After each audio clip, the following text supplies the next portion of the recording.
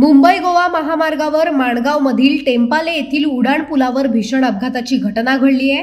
यामध्ये ट्रक कारवर कोसळून झालेल्या भीषण अपघातात गाड्यांचे मोठे नुकसान झाले आहे। सुदैवाने यामध्ये कोणतीही जीवितहानी झाली नसली तरी 4 जण जखमी झाले आहेत। हा अपघात गुरुवार दिनांक 5 जून रोजी सकाळी 8:30 वाजण्याच्या सुमारास झालाय। या घटनेनंतर बराच काळ महामार्गावरील वाहतूक ठप्प झाली होती।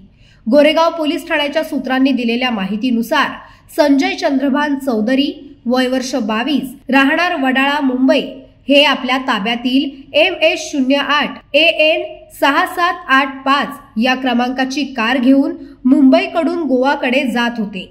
त्याचवेळी महाडकडून माणगावकडे MH12 HD 3833 या क्रमांकाचा ट्रक येत असताना चालकाचे ट्रकवरील नियंत्रण सुटले। ट्रकने कारला समोरून जबर ठोकर दिली आणि त्यानंतर हा ट्रक थेट कारवर कोसळला।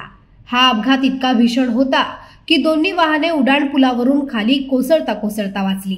त्यामुळे सुदैवाने यात जीवितहानी झाली नसली तरी या अपघातात संजय चौधरी, साहिल धर्मेंद्र कुमार गुप्ता वय वर्ष 19 राहणार वडाळा मुंबई, धनंजय चंद्रभान चौधरी वय वर्ष 20 राहणार वडाळा मुंबई आणि ट्रक चालक चंद्रकांत रामदास लडकर हे 4 जखमी झाले आहेत। सर्व जखमींवर माणगाव उपजिल्हा रुग्णालयात उपचार सुरू आहेत। या अपघातानंतर महामार्गावरील वाहतूक काही काळ ठप्प झाली होती।